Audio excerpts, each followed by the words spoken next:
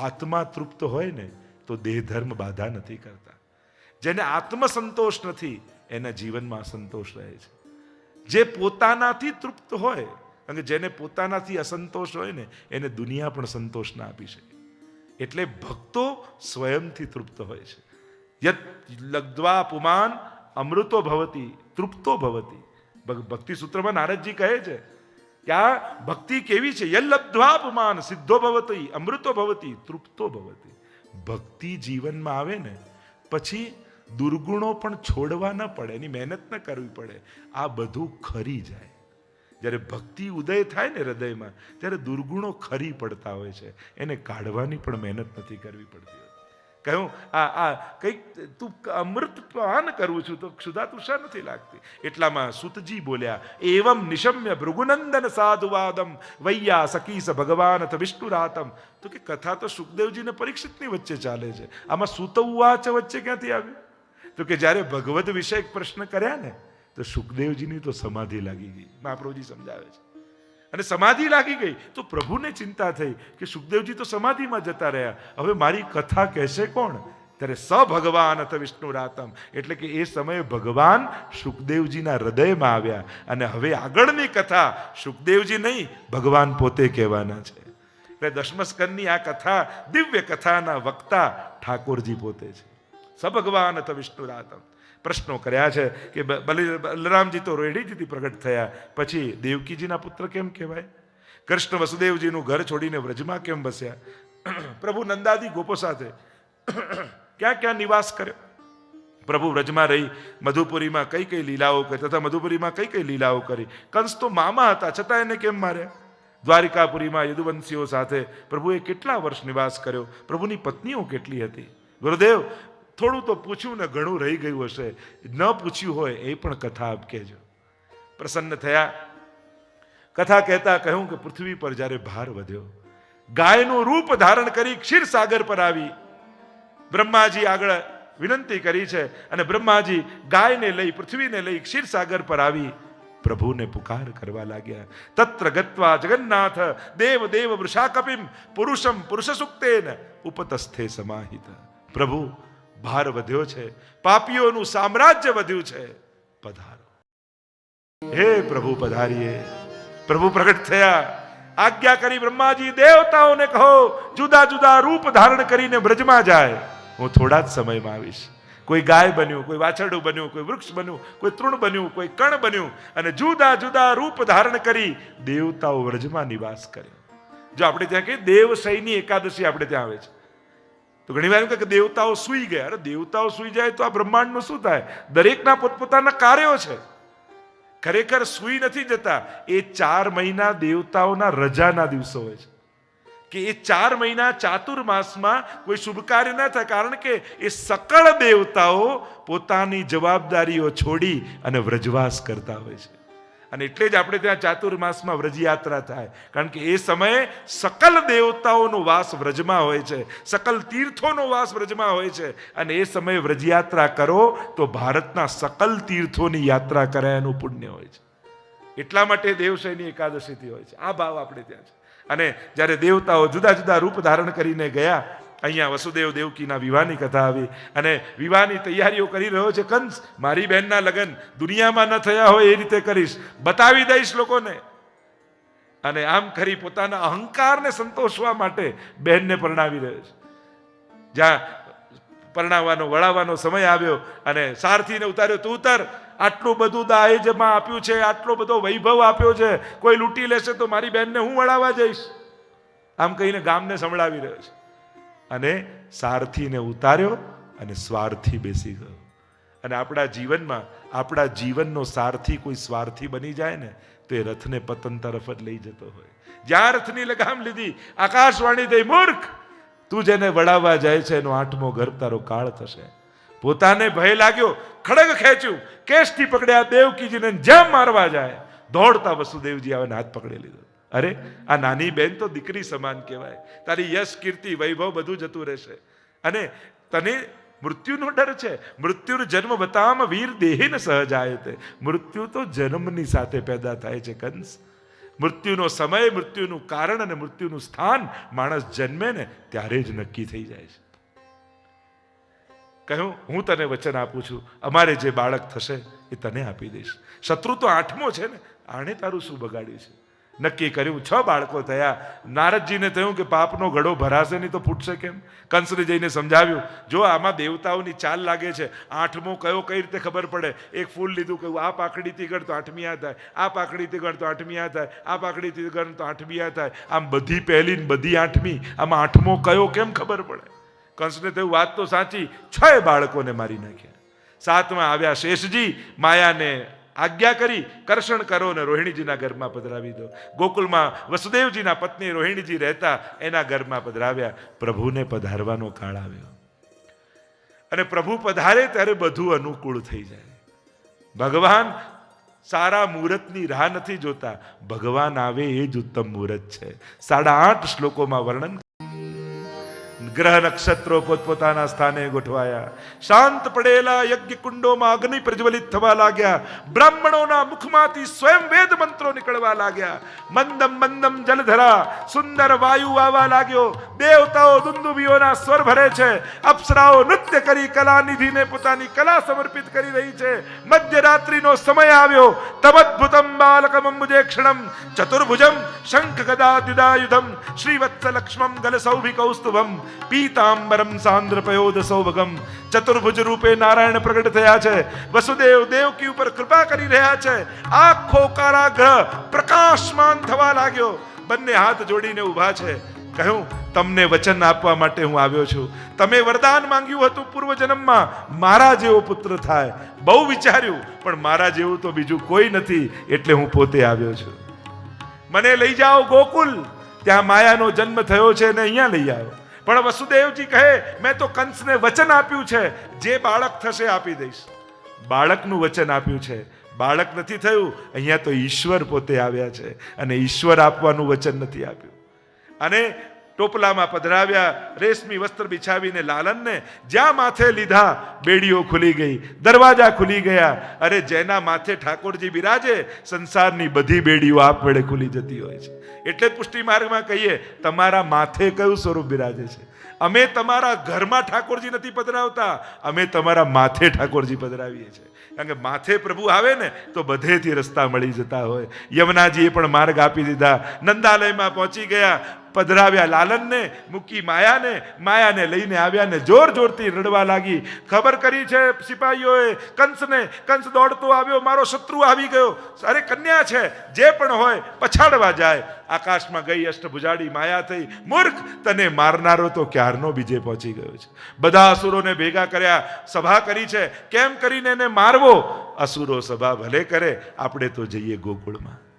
ગોકુળમાં રાત છે, નંદ બાબા સુએ છે અને મંગલ સ્વપ્નો આવે છે. એક નાનકડું બાળક છમ છમ છમ છમ છમ છમ કરતું નંદાલયમાં દોડતું દેખાય. એકદમ ચોંકીને ઉઠે કે અરે મારા નંદાલયમાં આ બાળક કોણ? ફરી સુઈ જાય અને ગાયોને લઈને વેણુનાદ કરતા કરતા એક સુંદર બાળક ગૌને ચારતો ચારતો નંદાલયમાં આવતો દેખાય. ફરી ચોંકીને જાગે, અરે આ કોણ છે? ફરી સુઈ જાય. બંને હાથમાં માખણનો લોંદો લઈ છમ છમ છમ છમ છમ છમ નાચતા એક સુંદર બાળકના દર્શન કરે. ફરી એમ થાય કે અરે આ બાળક છે કોણ? આવા મંગલ સ્વપ્નો આખી રાત નંદ બાબાએ જોયા અને બ્રહ્મ મુહૂર્તમાં જાગ્યા અને સીધા ગાયોની સેવા કરવામાં પહોંચી ગયા. અને અહીંયા તો ગોકુલ જાણે હિલોળે ચડ્યું છે. યમુનાજી કલ કલ કલ કલ કલ કલ મધુર ધ્વનિ કરતા જાણે બધાઈ આપી રહ્યા છે. અરે કૃષ્ણામ કૃષ્ણ સમામ કૃષ્ણ રૂપામ કૃષ્ણ સાત્મિકામ. મારા ગુણ અને ધર્મને ધારણ કરનારા પ્રભુ પધારે છે, હું વધાઈ પહેલી આપીશ. મોરને એમ થયું મારું પીછું મસ્તક પર ધારણ કરશે, હું પહેલી વધાઈ. નંદાલયના શિખર પર ચડી કેહો ના સ્વર કરવા લાગ્યો. ગાયોને એમ થયું અમારો ગોપાલ આવે છે, પહેલી વધાઈ તો અમે આપીશું. ગળામાં બાંધેલી સોનાની ઘંટડીઓને હલાવતા ટન ટન ટન ટન આખું નંદાલય ગજવી નાખ્યું. પહેલી વધાઈ અમે આપીશું. અરે નંદ બાબાના બહેન સુનંદાજી રહેવા આવ્યા છે. ભાભીને બાળક થવાનું છે. અને વહેલા જાગીને સુતિકા સદન પાસેથી નીકળ્યા અને પ્રભુને થયું હું આવ્યો ને કોઈ સ્વાગત નથી કરતું. જોર જોરથી ઠાકોરજી રડવા લાગ્યા. રડવાનો અવાજ બાળકનો સંભળાયો. દોડતા ભીતર જઈને જુએ તો યશોદાજી સૂતા છે. નીલમણી અલૌકિક પ્રકાશિત બાળક કિલકારીઓ કરી રહ્યું છે. અને જ્યાં જોયા આવા દિવ્ય બાળકને હરી ધન્ય યશોદા ભાગ્ય તિહારે जिन ऐसो सुत जायो हो. अरे यशोदा जाग, तेरे घर लालन पधारे है. યશોદાજી તો જ્યાં લાલનને જોયા છાતી ચાપી લીધા, અશ્રુપાત કરવા લાગ્યા, બોલી શકતા નથી. સુનંદાજીને થયું આખા ગોકુળને હું બધાઈ આપીશ. દોડતા દોડતા રસોડામાં ગયા, મિશ્રીનો ડબ્બો ખોલ્યો, બંને મુઠ્ઠીમાં મિશ્રી ભરી ભાગતા ભાગતા ભાગતા ભાગતા આવ્યા. બાબા બધાઈ હે, બધાઈ હે, બધાઈ હે. અરે કહા ભયો? અરે બાબા જ્યારે પૂછે કહા ભયો એટલા મોઢામાં નાખી મિશ્રી. અને સુનંદાજીએ કહ્યું નંદ ઘેરા નંદ ભયો. સૃષ્ટિ તો બ્રહ્માજીની બનાવેલી છે. ભગવાને જે બનાવ્યું હોય એ ભેટ આપવું જોઈએ. જો સૃષ્ટિમાં બધું બ્રહ્માજીનું સર્જન છે, પણ કમળ છે ને એ ભગવાનનું સર્જન છે. કારણ કે ભગવાનની નાભીમાંથી કમળ ઉગ્યું અને કમળમાં બ્રહ્માજી થયા. એટલે કે કમળ બ્રહ્માજીનું સર્જન નથી, એ બ્રહ્મનું સર્જન છે, ઈશ્વરનું સર્જન છે. એટલે કમળ તોડ્યું કે પ્રભુ ત્વદીય વસ્તુ ગોવિંદ તુભ્યમેવ સમ. આ તારું છે, તારું બનાવેલું છે, અને હું મારો આત્મા પણ તારો છે, તને સમર્પિત થાઉં છું હે હરી અને હે ગોવિંદ. ગરુડ પર સવાર થઈ પરમાત્મા. હ બોલ્યા ત્યાં તો ગરુડ પર સવાર થયા, રી બોલ્યા ત્યાં તો શિરચ્છેદ કરી નાખી. બોલાવ્યા હાથીએ, કૃપા કરી મગર પર. કારણ કે મગરને એમ થયું કે હરિ નામ બોલ્યો ને હાથી, તો કે આ તો હરિનો દાસ લાગે છે અને આના પગ પકડીશ તો હું તરી જઈશ. એટલે જોરથી પગ પકડી લીધો. અને પ્રભુ આવીને વિચાર કરે મને બોલાવનારો મારો દાસ, પણ એના ચરણ પકડનારો દાસાનું દાસ, એના પર તો પહેલી કૃપા કરવી જોઈએ. એટલે બોલાવ્યા હાથીએ અને ઉદ્ધાર પહેલો કર્યો મગરનો. સુંદર સ્તુતિ ગજેન્દ્રને કરી છે, અદ્ભુત સ્તુતિ છે. વંદન કર્યા હરિ અવતારને. ભગવાને સમુદ્ર મંથન માટે દેવો દાનવોને ભેગા કર્યા અને ભેગા કર્યા કે મંદરાચલ પર્વત લીધો. જ્યાં મંથન કરવા જાય ક્ષીરસાગરમાં પર્વત નીચે જવા લાગ્યો. બોલો કચ્છપ ભગવાન કી. અને વાસુકી નાગને દોરડું બનાવ્યું, સમુદ્ર મંથન શરૂ થયું, અનેક વસ્તુઓ નીકળી. સૌથી પહેલા કાલકૂટ વિષ નીકળ્યું, મહાદેવજી પાન કરી ગયા, કામધેનુ ઋષિઓ લઈ ગયા, ઉચ્ચેશ્રવા ઘોડો બલિરાજા લઈ ગયા, એરત આદિ ઇન્દ્ર લઈ ગયો, કૌસ્તુભ મણિ પ્રભુએ ધારણ કર્યું, કલ્પવૃક્ષ સ્વર્ગમાં ગયું, વારુણી અસુરો લઈ ગયા. બોલો લક્ષ્મી નારાયણ ભગવાન. લક્ષ્મીજી પ્રગટ થયા, ભગવાનને વર્યા. અને હવે તો પ્રભુને પધારવાનું, જ્યાં સમુદ્ર મંથન ચાલે છે, અમૃતનો કળશ લઈને બોલો ધન્વંતરી ભગવાન કી. ભગવાન મોહિની રૂપ ધારણ કર્યું અસુરોને મોહિત કરવા માટે. બોલો મોહિની ભગવાન કી જય. અને દેવતાઓને દાનવોને સમજાવ્યા, અરે દાનવો આ ઉપર ઉપરનો જે ઝોળ છે ને એ પહેલા દેવતાઓને હું પીવડાવી દઉં, રગડો છે ને તમને પીવડાવીશ. અને એવા મોહિત થઈ ગયા કે માની ગયા. અને દેવોને જ્યાં અમૃત પીવડાવતા હતા, સૂર્યચંદ્રની વચ્ચે રાહુ બેસી ગયો, અમૃત પી ગયો, સુદર્શન છોડ્યું, શિરચ્છેદ કર્યા, રાહુ અને કેતુ થયા. ભયંકર યુદ્ધ થયું. દાનવો જ્યારે મર્યા, શુક્રાચાર્ય પાસે સંજીવની વિદ્યા હતી, બધાને જીવિત કર્યા, સ્વર્ગ પર ચઢાઈ કરી. દેવતાઓ સ્વર્ગ છોડીને પર્વતની ગુફાઓમાં સંતાયા. અને દિતિ અને અદિતિ, દૈત્યોની માં અને દેવોની માં, કશ્યપ મુનિને વિનંતી કરી છે કે મારા પુત્રો દુઃખી છે. દેવતાઓની માં અદિતિએ વિનંતી કરી અને પયોવ્રતની વિધિ બતાવી. ભાદર માસની દ્વાદશીના દિવસે બોલો વામન ભગવાન કી જય. વામન ભગવાનનું પ્રાગટ્ય થયું. કોઈ કમંડળ આપ્યું, કોઈ મુંજી મેખલા આપ્યા, કોઈ દંડ આપ્યું, કોઈ અનેક પ્રકારના ઉપહારો મળ્યા. અને વામન ભગવાન ચાલ્યા ભૃગુ કચ્છ, જેને આજનું ભરૂચ આપણે કહીએ. બલિરાજા યજ્ઞ આદરીને બેઠા છે. અને જ્યાં ભગવાન વામનને આવતા જોયા, બધાને એમ થયું જાણે સૂર્યનારાયણ બ્રાહ્મણનું રૂપ ધારણ કરીને મારા યજ્ઞમાં આવી રહ્યા છે. આવતા જોઈને બધા ઊભા થઈ ગયા, પોતાને ખબર ન પડી. અને જ્યાં આવ્યા, સ્વાગતમ ને નમસ્તુભ્યમ બ્રહ્મન કિમ કરવામાં. સ્વાગત છે આપનું, આપનું શું પ્રિય કરું? હું તો સંતોષી બ્રાહ્મણ છું, હું માંગુ એ આપ. શું જોઈએ આપને? સંકલ્પ કરું. 3 ડગલા ભૂમિ જોઈએ, એ પણ મારા પગથી માપીને. અને કહ્યું લાવો શંકર, આપ છો નાના ને વાતે નાની, એકવાર મારી પાસે જે માંગે ને એ પોતે દાતા બની જાય ને. ક્યાંય આપ કહો તો એક ગામ લખી આપું, આપ કહો તો આપના વિવાહ કરીએ, આપ કહો તો આપને લાખો ગાય આપું, આપ કહો તો રત્નો આપું. મેં કહ્યું એ આપ, નહીં તો આ ચાલ્યું. સંકલ્પ કરવા જાય, શુક્રાચાર્ય રોક્યો. અરે રોકાઈ જા, ન આપીશ. ઘણા શુક્રાચાર્યો આજે ફરતા હોય, કોઈને ક્યાંક સંકલ્પ થાય કે આમાં સત્કર્મમાં ખર્ચીએ, અરે હમણાં ક્યાં આપીશ, હજી તો વાર છે, હજી તો થશે કે નહીં, હજી તો કેમ થશે. ઘણા સત્કર્મોમાં રોકનારાય મળે, પણ કહ્યું આના જેવું સૌભાગ્ય બીજું ક્યાં મળશે. જો ભગવાન છે અને એ માંગવા આવ્યા છે તો મારા જેવો ભાગ્યશાળી કોઈ નથી. સંકલ્પ કર્યો અને વામનમાંથી ભગવાન વિરાટ બન્યા. 2 ડગલામાં બધું જ માપી લીધું, બાંધ્યા બલિરાજાને. કહ્યું બતાવો ત્રીજું ડગલું ક્યાં મૂકું. બલિરાજાએ કહ્યું સર્વ તો સમર્પિત કરી દીધું, ત્રીજા ડગલામાં સ્વનું સમર્પણ કરું. મસ્તક નમાવ્યું ને કહ્યું ત્રીજું ડગલું મારા માથે પધરાવો. 3 ડગલામાં સર્વસ્વનું સમર્પણ કર્યું. સુતલ લોકનું રાજ્ય આપ્યું. ભગવાન પોતે દ્વારપાલ બન્યા છે. અને રક્ષાબંધનનો પ્રસંગ, લક્ષ્મીજી આવ્યા, બાંધી રાખડી બલિરાજાને અને કહ્યું આજથી તું મારો ભાઈ. કહ્યું કે અચાનક બહેન ક્યાંથી પ્રગટ થયા? કારણ કે આટલા સમયથી વૈકુંઠમાં ભગવાન આવ્યા નહીં. તો નારદજીને પૂછ્યું કે આ ગયા ક્યાં? નારદજી કહે અરે તમને ખબર નથી, તમારા પતિને તો બહુ સારી જોબ મળી ગઈ છે. તો કે ક્યાં? કે બસ આ બલિરાજાને ત્યાં અસ્કારીની ચોકીદારની. અને લક્ષ્મીજી ગયા, એ ને બધો બલિરાજા દાનવેન્દ્રો મહાબલ રક્ષા બાંધી. કહ્યું કે આના બદલામાં આપું શું કે તમારો અસ્કારી, બીજું કાંઈ નથી જોઈતું, એને મુક્ત કરો. અને ભગવાનને છોડાવ્યા. અને આ રીતની દિવ્ય કથાઓ. આગળ મત્સ્ય અવતારની કથા આવી. સત્યવ્રત રાજા કૃતમાલા નદીના કિનારે ઊભા છે, હાથમાં માછલું આવ્યું, કુંડામાં નાખ્યું તો કુંડા જેટલું થઈ ગયું, મોટા પાત્રમાં મોટા જેટલું, સરોવરમાં સરોવર જેટલું, દરિયામાં દરિયા જેટલું. પૂછ્યું છો કોણ? બોલો મત્સ્ય ભગવાન કી જય. કહ્યું પ્રલય કાલ આવે છે, તારે વેદોની રક્ષા કરવાની છે. આ ગુરુનું રૂપ છે. અને હોડી આવશે તારી પાસે, એમાં વેદની રક્ષા કરજે. અને જ્યાં સુધી પ્રલયકાલ ચાલતો હતો ત્યાં સુધી વેદની રક્ષા કરી છે. દરેકના સૂક્ષ્મ રૂપોને ત્યાં ધારણ કર્યા છે. અને આમ સુંદર સંવાદ. અષ્ટમ સ્કંદને વિરામ આપીએ. બોલો ગોવર્ધન. નવમ સ્કંદ ઈશાનું કથા, સુદ્યુમ્નની કથા આવી, નાભાગના પુત્ર નભગના પુત્ર નાભાગની, અમરીશની કથા, હરિશ્ચંદ્રની કથા, સગર ચરિત્ર, ગંગાજીનું અવતરણ કર્યું, પૂર્વજોનો ઉદ્ધાર કર્યો. આગળ રામ જન્મની કથા આવી. કટવાંગ દીર્ઘબાહુ, દીર્ઘબાહુના રઘુ, રઘુના અજને ત્યાં દશરથ, દશરથને ત્યાં રામ. બોલીએ રામચંદ્ર ભગવાન કી જય. સંક્ષિપ્તમાં રામાયણનું વર્ણન શ્રીમદ ભાગવતમાં છે. ભગવાન રામના ચરણોમાં વંદન કરીએ. આગળ નિમિ રાજાના વંશનું વર્ણન, પરશુરામ દ્વારા ક્ષત્રિય સંવારની કથા આવી, ચંદ્રવંશ યાતિનું ચરિત્ર, રંતિદેવની કથા આવી. નવમ સ્કંદને વિરામ આપીએ. બોલો કૃષ્ણ કનૈયા લાલ કી જય. દશમ સ્કંદ ભગવાનનું હૃદય. 90 અધ્યાય મહાપ્રભુજી 3 પ્રક્ષિપ્ત માને. એની ચર્ચા કાલે વિશેષ રૂપે નિરોધ લીલા દશમ સ્કંદની લીલા છે. અને અહીંયા પ્રશ્ન કરતા કહ્યું કથિતો વંશ વિસ્તારો ભવતા સોમ સૂર્યયો રાજ્યામ ચોભયવંશ્યાનામ ચરિતમ પરમાદ્ભુતમ.